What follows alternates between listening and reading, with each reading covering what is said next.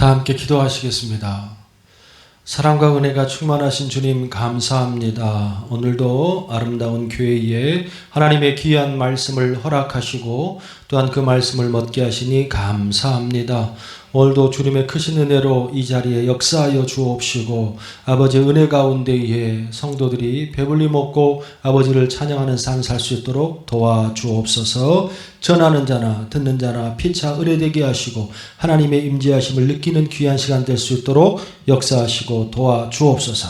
모든 것 주님께 맡기오며 예수님의 이름으로 감사하며 축복하며 기도하였나이다. 아멘. 할렐루야.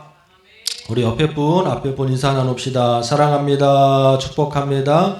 은혜 받고 돌아갑시다. 할렐루야.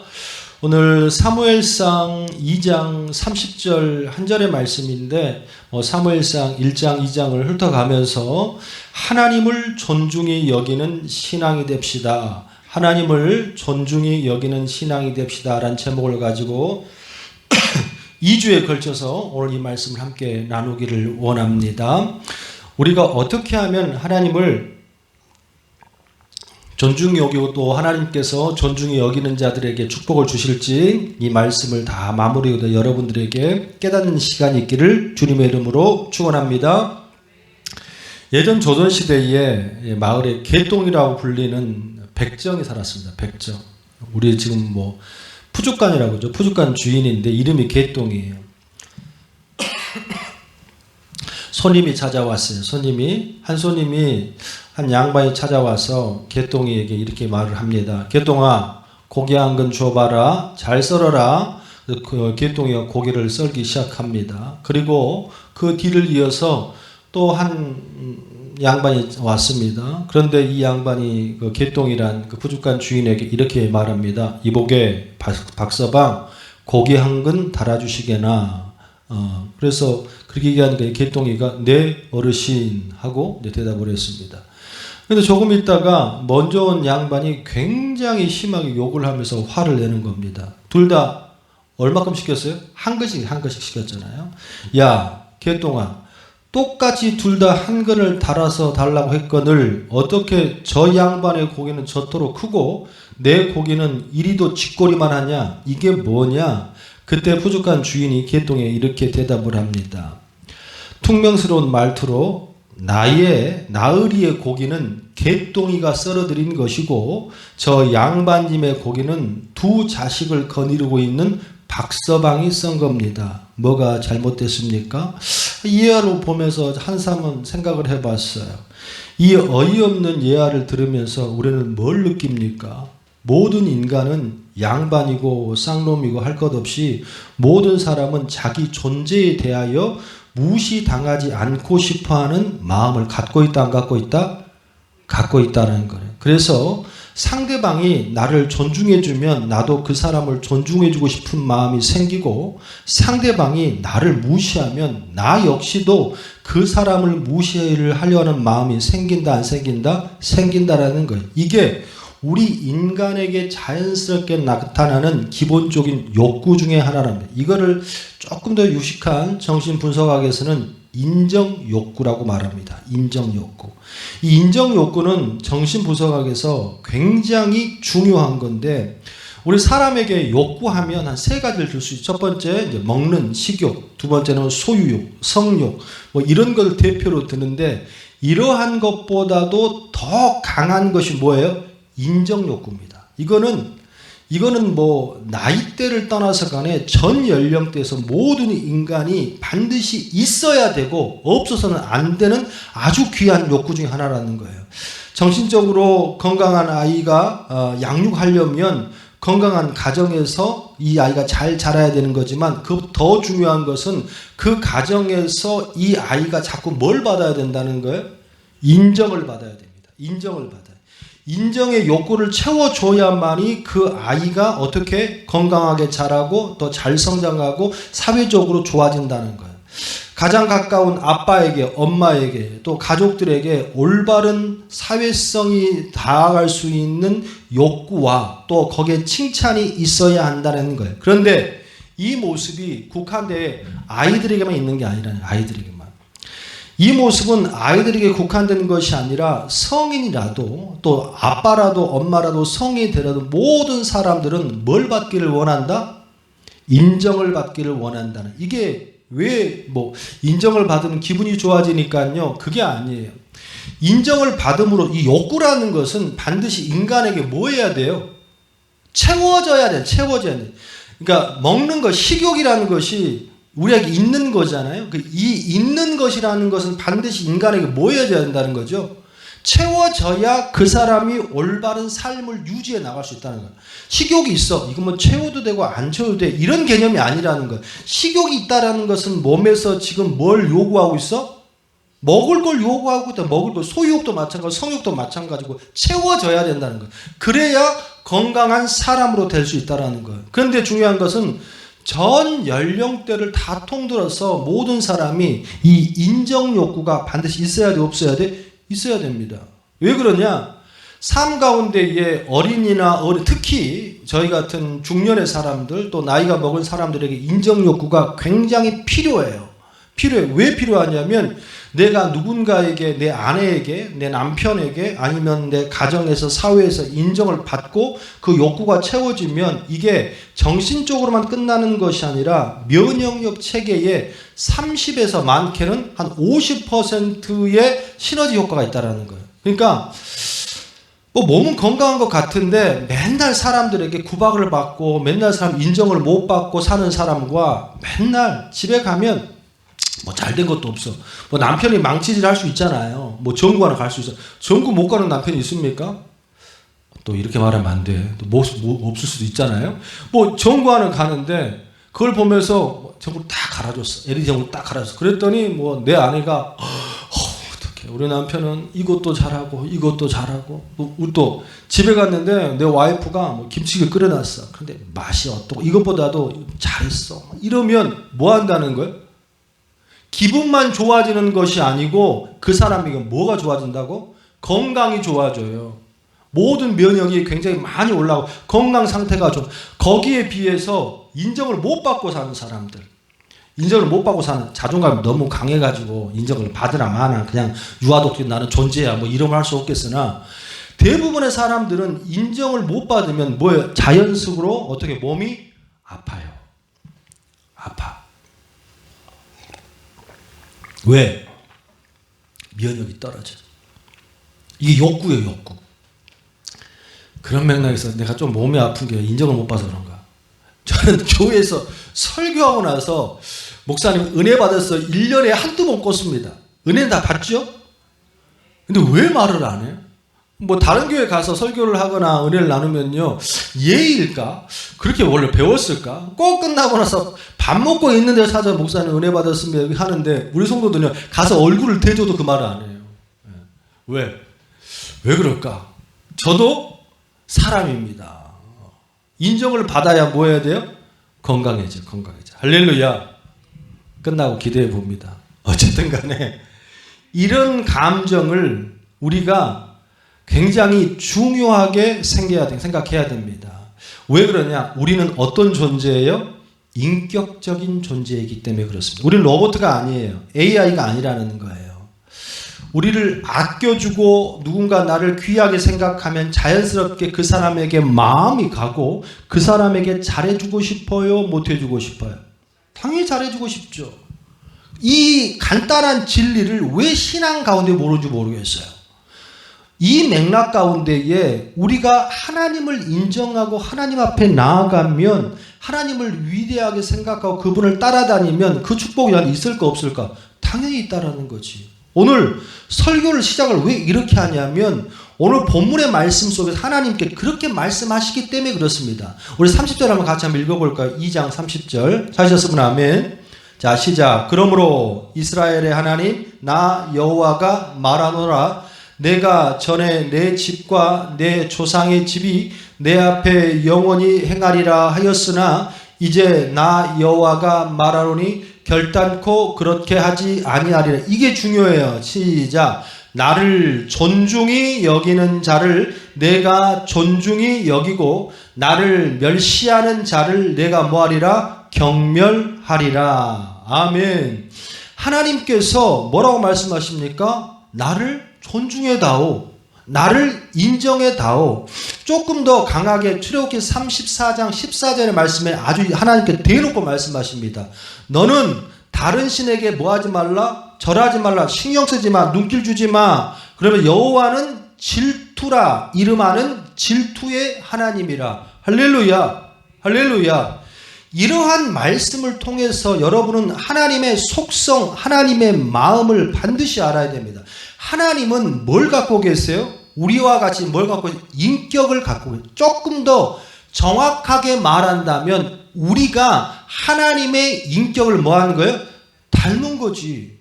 하나님이 형상대로 창조함을 받은 우리니까 하나님이 원래 그러신다. 하나님 인격적인 존재입니다. 감정이 있다는 거. 히, 노, 에, 라. 이 모든 것이 갖고 계시고 하나님도 누구에게 뭐 한다고? 인정받고 싶어 한다고. 하나님이 이 천지를 창조하셨습니다. 하나님이 온 우주 만물을 창조하셨습니다. 누구와 함께하기 위하여서? 우리와 나와 함께하기 위하여서. 이 말은 다시 말하면 누구에게 인정받기를 원한다? 나에게, 우리에게 인정받기를 원한다는 거. 할렐루야. 왜 그래요? 우리가 그분의 자녀이기 때문에 그래요. 할렐루야. 저희 집에 자녀가 셋이 있습니다. 큰 놈, 작은 놈 셋이 있어요. 그러면 우리 막내가 하루는 저한테 와서 이렇게 얘기했다고 칩시다. 아빠는 목사님이고 아빠는 너무 좋았고 아빠는 너무너무 사랑스럽고 이런 얘기를 했다고 칩시다. 그러면 제가 기분이 좋아요, 안 좋아요? 왜 좋죠? 왜 좋죠?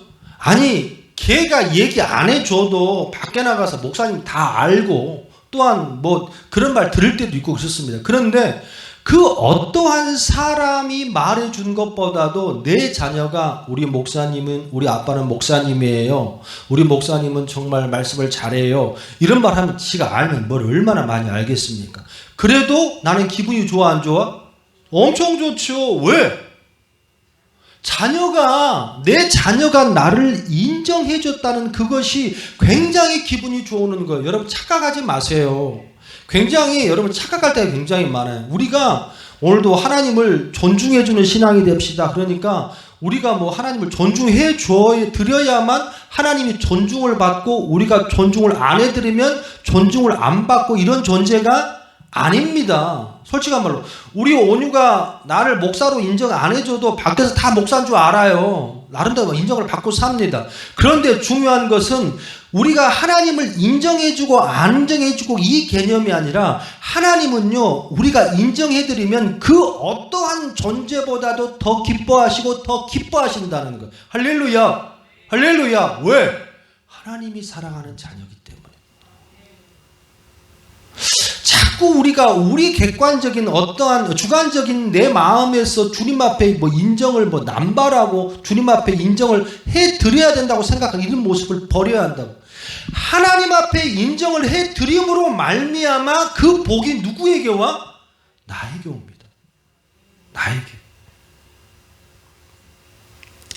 이런 맥락에서 가만히 우리의 기도하는 모습도 가만히 보면 이 기도라는 것이 뭐죠?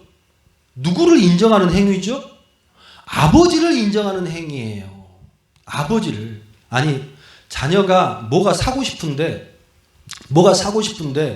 자녀가 아빠한테 와서 사달라고 그래. 첫 번째, 사달라고 하는 그 목적은 그 자녀가 누구의 자녀이기 때문에 그 아버지의 자녀이기 때문에 사달라고 하는 거. 여러분 이걸 잊어먹으면 안 돼요. 기도라는 것은 반드시 한 가지가 성립이 돼야 됩니다. 기도는요, 램프의 진이처럼 빌어가지고 무슨 쑥쑥 문대가지고 소원 들어주는 그게 기도가 아니에요. 기도하는 자에 반드시 서야 될 게 뭐냐면 내가 누구에게 기도하고 있는가 그 주체를 반드시 알아야 돼요. 이걸 모르면요, 그 기도가 아무런 의미가 없어지는 거예요. 그런데 우리의 기도를 보면 그 하나님을 인정해 드리지도 않고 그 하나님을 사랑하지도 않고 무조건 뭐 하는 거예요? 그 손에 들리는 어떻게? 떡, 빵 이런 것에만 관심을 갖고 자꾸만 구해달라고 주시옵소서 해결해. 이게 맞는 게 아니라는 거지. 이거는 기도의 행태는 있지만 사실 하나님을 하나도 인정하는 모습이 있다 없다? 없다라는 거예요. 할렐루야. 여러분의 기도를 가만히 보고 오늘 이 자리에 예배드리고 있는 이 모습 가운데서도 여러분 왜 앉아 있습니까? 옆 사람 물어봐요. 왜 앉아 있냐고. 한번 생각을 해보자고. 혹 여러분들이 사업일 잘 되길 바라고 무엇인가 소원을 바래서 마치 안 하면 안 될 것 같으니까 여러분 이 자리에 앉아 있습니까? 그러지 마세요. 그러지 마세요. 그분 자체를 인정하고 그분 자체를 사랑하는 마음으로 앉아 계시면 여러분 부모는요 아이가 필요한 걸 알아요 몰라요? 아는 거예요. 배가 고픈지 옷이 필요한지 아니면 돈이 필요한지 다 아는 거예요. 어차피 해 주시겠지만 그럼에도 불구하고 하나 더 주는 놈은 어떠하는 거예요? 아빠, 엄마, 그 부모를 너무너무 사랑해서 안기고 그 부모에게 매달리는 자녀에게는 하나 더 주고 싶은 거. 미운 놈 떡 하나 더 주는 게 아니고 이쁜 놈 하나 더 주고 싶은 거예요. 할렐루야. 할렐루야.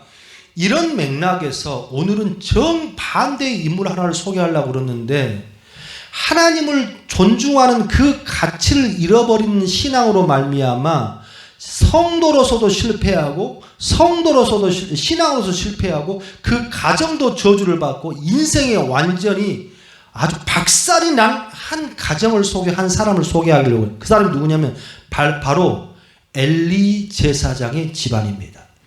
지금 우리가 살피고 있는 2장 30절의 말씀도 사실은 전체적인 맥락으로는 엘리 제사장을 꾸짖는 과정 속에서 나온 말씀이라는 걸 깨달아야 돼. 자, 그 2장 29절 보니까 우리 같이 한번 볼까요? 시작. 너희는 어찌하여 내가 처소에서 명령한 내 제복과 예물을 밟으며 내 아들들을 나보다 더 중히 여겨 내 백성 이스라엘이 드리는 가장 좋은 것으로 너희를 살찌게 하느냐.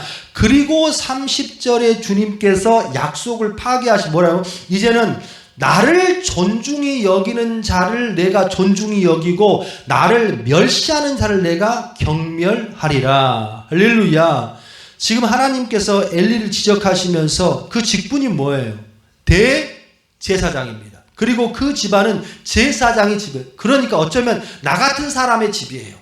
하나님의 말씀을 맡고 그 말씀으로 다른 사람에게 하나님 앞에 가까이 가게 하는 아주 귀한 직분을 보고 있는 이 직분인데, 그래서 하나님 항상 경배하고 찬양하고 본을 드려야 되는 그런 삶인데, 그런데 중요한 것은 엘리가 하나님을 높이지 않아. 하나님을 존중히 여기지 않아. 또 뭘 존중히 여겨? 하나님보다, 오늘 주님이 말씀하시잖아요. 하나님보다 뭘 더 사랑했다고?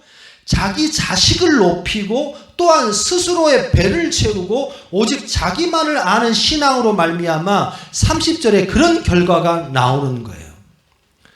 저는 가까이에는 저 같은 목사에게 이런 말씀을 주시는 말씀이 분명하게 많습니다. 하지만 더 중요한 것은 무엇이냐면 이게 우리에게만 있겠습니까?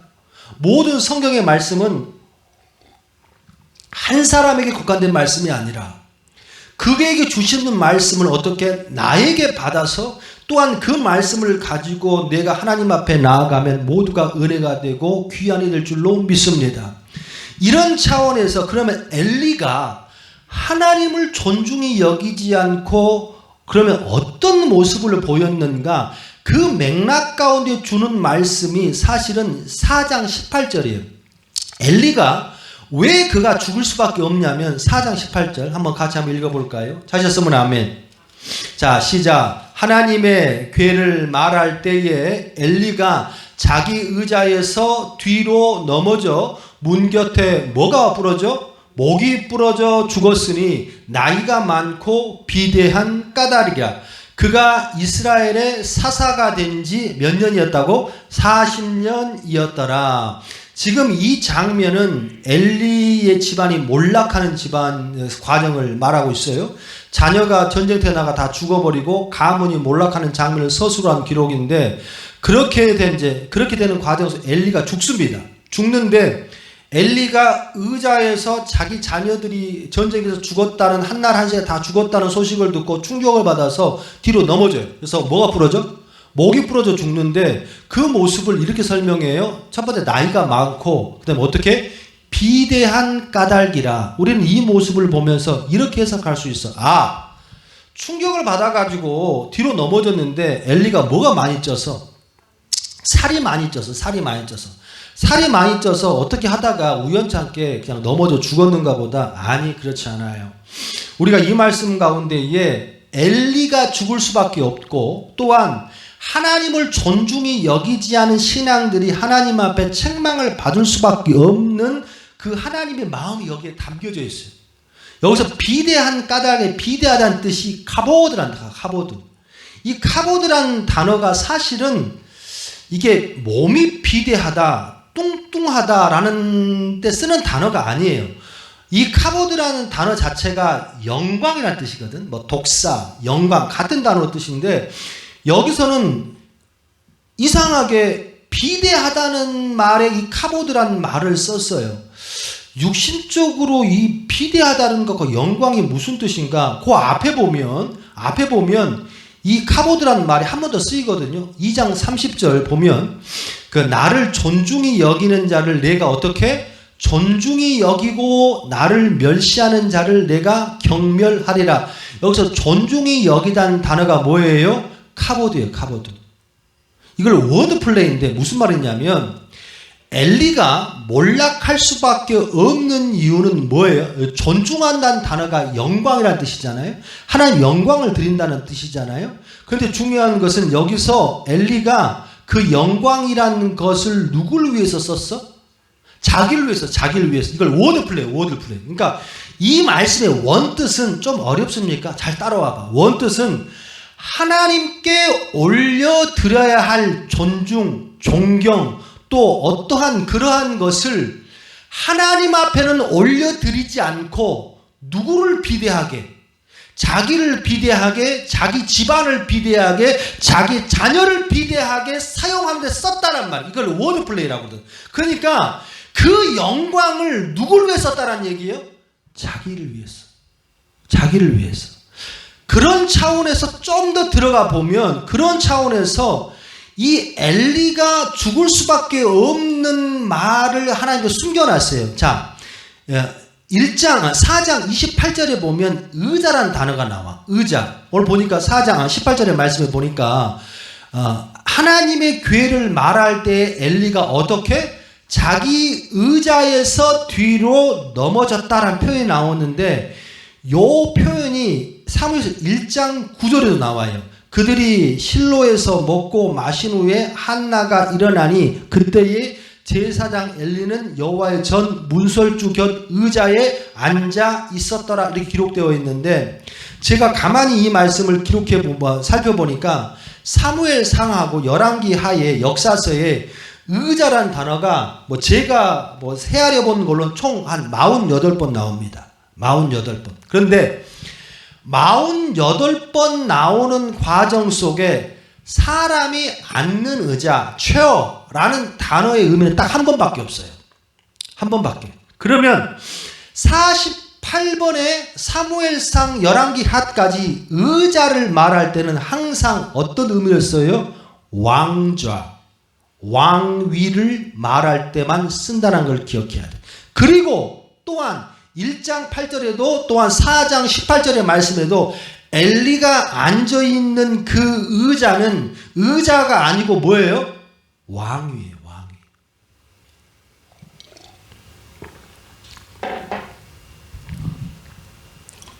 그러면 이 말씀을 한번 그대로 워드 플레이 하지 않고 그냥 그대로 풀어서 내가 4장 18절을 한번 해석해 봤어요. 한번 들어보세요. 하나님의 괴를 말할 때에 엘리가 자기 왕자에서 뒤로 넘어져. 여러분 성경은 다르죠? 문 곁에 목이 부러져 죽었으니 나이가 많고 하나님을 존중히 여기지 않은 까닭이라. 그가 이스라엘의 사사가 된 지 몇 년? 40년이 되었더라. 왜 엘리의 가문이 몰락할 수밖에 없었다고? 왜 그 두 아들이 제사장이면서 불구하고도 모두 타락하고 왜 죽을 수밖에 없었다고? 저는 항상 그게 궁금했습니다. 자기 아버지가 대제사장이고 또한 뭐예요? 그들도 제사장인데 왜 이놈의 집구석이 이렇게 될 수밖에 없었다고? 그 아버지부터 그 자식의 때까지 직분은 그렇게 갖고 있을지언정 어떻게? 직분으로만 살았어요. 직분으로만. 하나님을 존중히 여기고 하나님의 영광을 돌리는 것이 아니라 그저 그 직분으로만 살았어요. 저는 이 모습이 우리에게도 있을 수 있다. 성도들의 모습에서도 분명히 있을 수 있다. 분명히 내가 안수집사고 권사고 목사고 장로고 성도야. 근데 중요한 것은 그 자식도 그렇고 왜 이 집이 자꾸 이런 모습을 가질 수밖에 없지? 왜 이 집이 힘들 수밖에 없지? 원인은 누구한테 있어요? 그 집에 있습니다. 그들의 신앙이 있습니다. 왜 그래요? 교회에서는 무엇인가 내가 하나님을 존중히 여기고 하나님을 정말 사랑하는 모습들을 갖고 있지만 그런 모습을 그 직분을 갖고 그 행위는 하고 있지만 중요한 것은 하나님을 존중히 여기는 마음이 그들에게 있어 없어? 없더라는 거.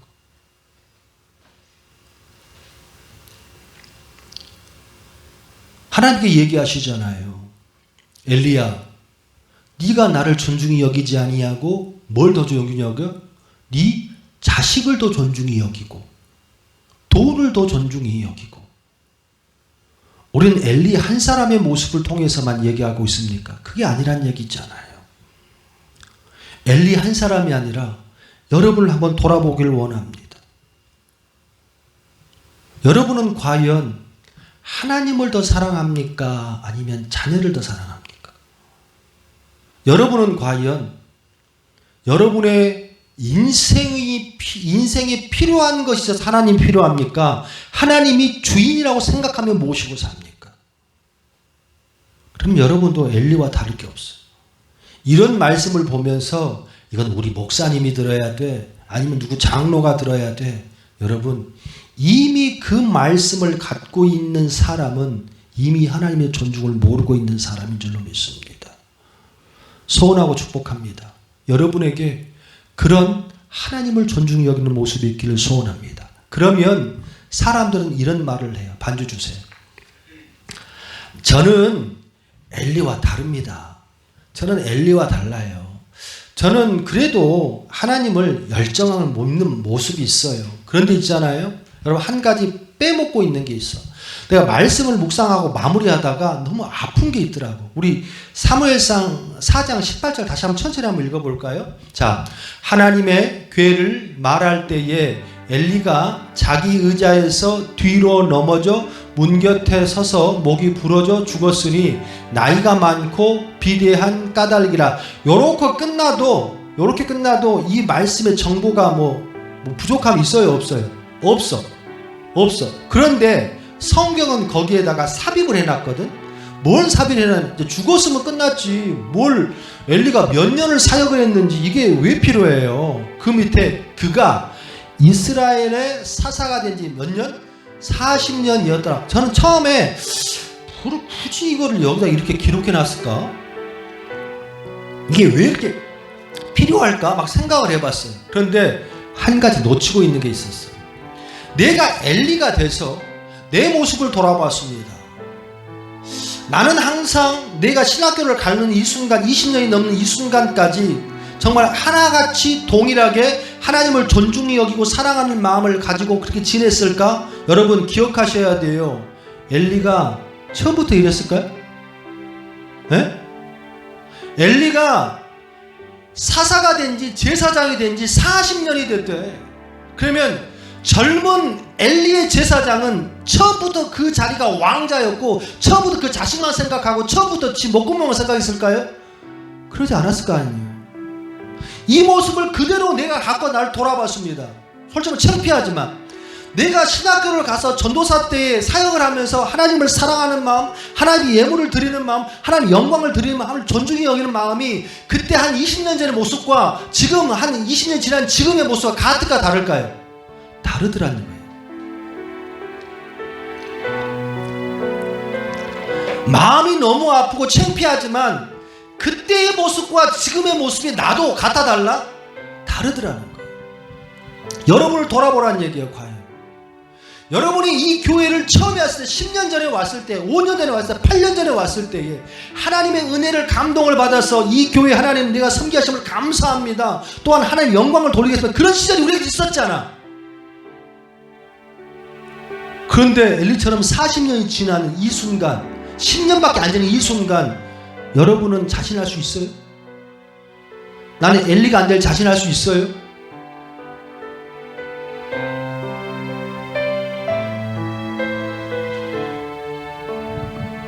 엘리 제사장이 처음부터 자기 왕좌 세우겠다고, 자식들을 먹여 살리겠다고 제사장 된 거 아니잖아요.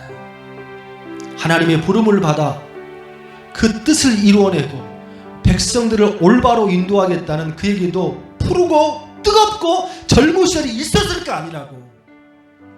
근데 성경은 그 한 줄 속에, 그가 이스라엘 사사관인 40년 이 한 줄 속에 사람은 약한 존재야, 그리고 사람은 뭐에? 변하는 존재야. 너희는 이거를 뭐하지 마? 잊지 마라. 누구라도 그 하나님의 은혜를 놓치고 그 하나님의 사랑을 놓치면 엘리 아니라 엘리 할아버지도 자기 왕국 만듭니다. 자기 것 챙깁니다. 자기만을 바라보고 삽니다. 시간이 가면 갈수록 그 자리에 익숙해져서 사명감도 뜨거움도 사라지고 하나님의 영광 돌리는 것보다도 나를 살찌우고 내 황자를 만들기 위해서 애쓰는 사람으로 될 수밖에 없다. 어쩌면 지금 그런 모습으로 앉아있을지도 몰라요. 여러분 기억하셔야 돼요. 그 의자에서 넘어져 죽을 수도 있다는 걸 기억하시길 바랍니다. 소원하고 축복합니다. 우리의 신앙 가운데에 하나님 분명히 말씀하시잖아요. 다시 한번 읽고 마무리합시다. 나를 존중히 여기는 자를 내가 존중히 여기고 나를 멸시하는 자를 내가 뭐하리라? 경멸하리라. 이거는 저주가 아니고 뭐다? 축복입니다. 믿으시면 아멘. 아멘. 여러분이 축복으로 받으면 그 말씀은 그렇게 되는 줄로 믿습니다. 내 새끼에 먹을 것 입에 하나 더 들어가는 것보다도 하나님 앞에 든데 열심히, 할렐루야, 내 자식이나 무엇인가 내 걸 위해서 고민하는 것보다도 하나님 앞에 어떻게 하면 드릴 수 있게 고민해. 그러면 하나님이 챙기시. 그런 믿음이 여러분에게 있기를, 또한 이번 한 주간에 그런 모습이 되기를 주님의 이름으로 축원합니다.